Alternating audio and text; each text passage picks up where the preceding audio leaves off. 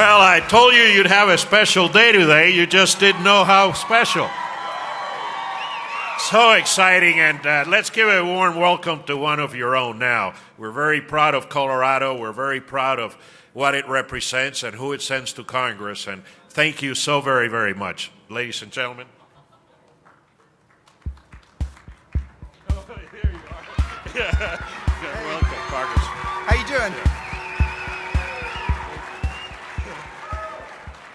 Well, I'm just glad you didn't give me a hard act to follow. Hey, didn't he hit a home run last night?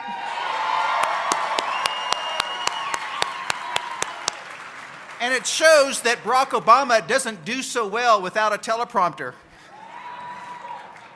It's an honor to be among so many great conservatives. You are going to be the ones who turn things around for this country. You know that our nation is hanging in the balance on November 6th. So we're going to take these conservative values and win over the Rocky Mountain West for Mitt Romney. I want to thank the American Conservative Union for making this country a better place and for hosting this great event.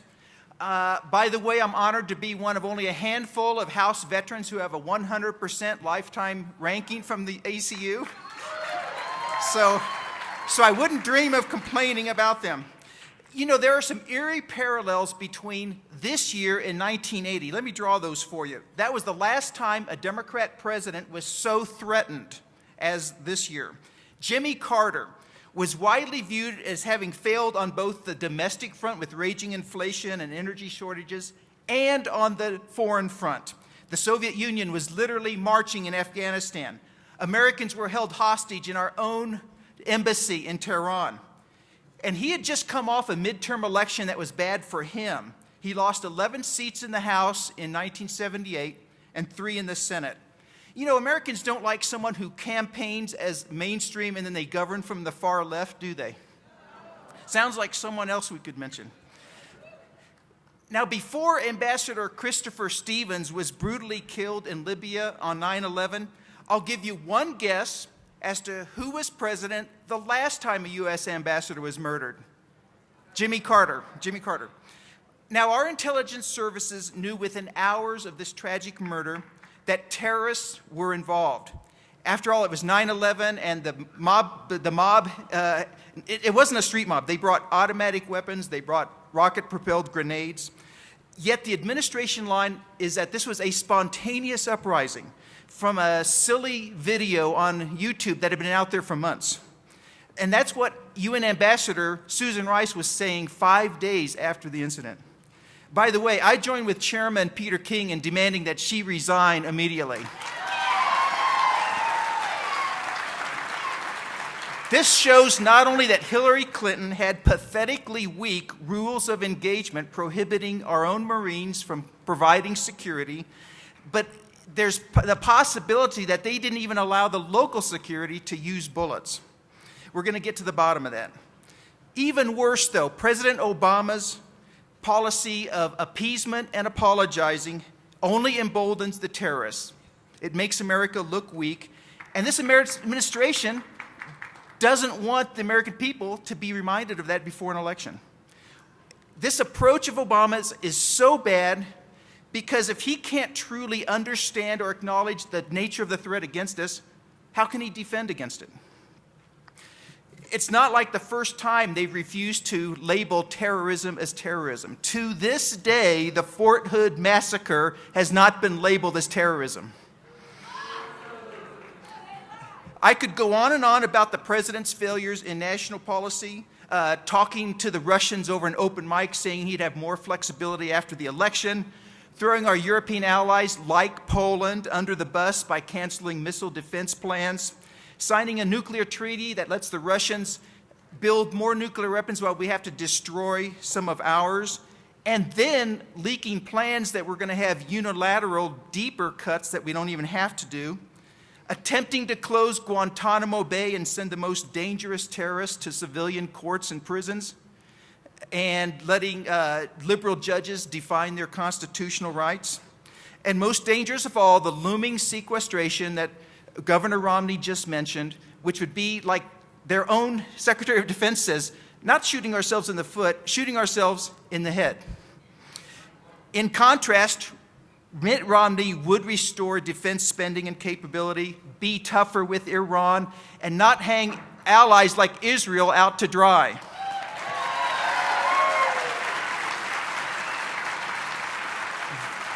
This president, Obama, says that believes that American policy is dangerous. It's provocative.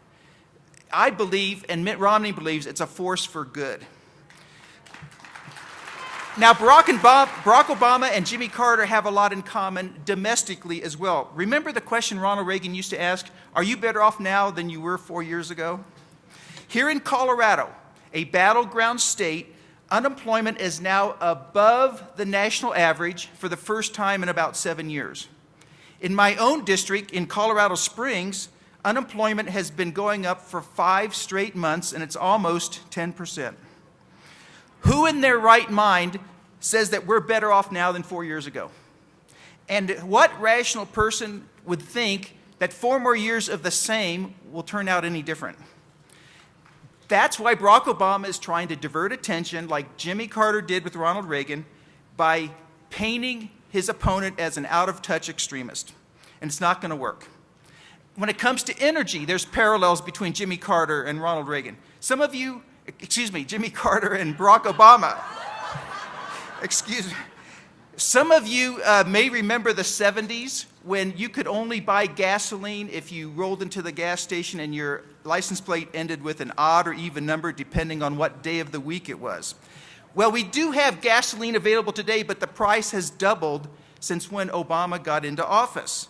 And high gas prices hurts the standard of living of American families. Now, they claim that production of energy is up, but they disingenuously omit to say that on private lands it's up, but on public lands where they can do something about it, it's down.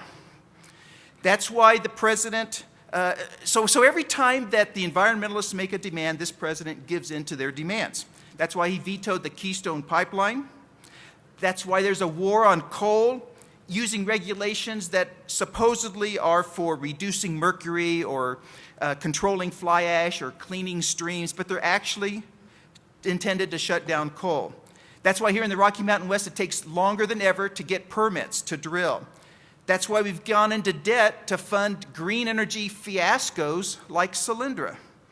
And that's why a dozen federal agencies are now trying to regulate fracking. There's no legitimate environmental threat from fracking. The states are already doing a great job of regulating it themselves. And the abundance of natural gas that we have from it is about the only bright spot in this economy. But environmentalists hate hydrocarbons with a passion, and Barack Obama puts their needs over the needs of working Americans. In stark contrast, the Romney-Ryan energy plan will build jobs by creating high-paying energy jobs directly. Indirectly, it will build jobs by making low energy available to industry, which creates jobs. And just more prosperity will be available to Americans because prices of energy will be lower. Our dollars will go farther. Romney and Ryan won't speak out of both sides of their mouths like this administration does, promising to use domestic energy but throwing up roadblocks at every turn. Now, here's the most critical parallel between today and 1980. Even though the press did everything they could to prop up Jimmy Carter, and even though liberals reviled Ronald Reagan, conservatism prevailed. Conservatism won out.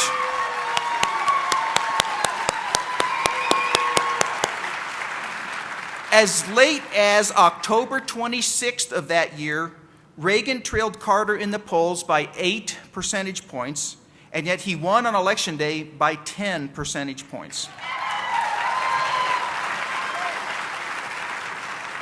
The die is not yet cast, history is not yet written, the future is still in our hands. You know, it took a Jimmy Carter to give us Ronald Reagan. And I truly believe, that's right. I truly believe that Mitt Romney has the same opportunity and the same potential to turn our country around with the help of Republicans like myself in the House and Senate, who, by the way, are more conservative than they were in 1980. And I am especially excited about Mitt Romney's choice of Paul Ryan for Vice President.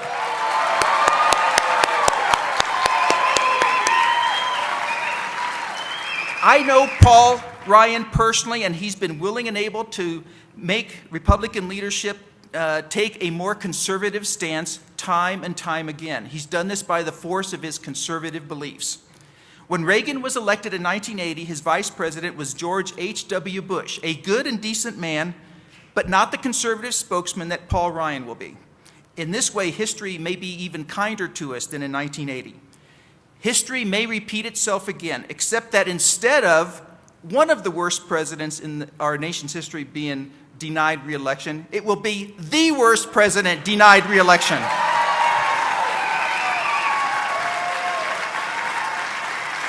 Thank you, and God bless America.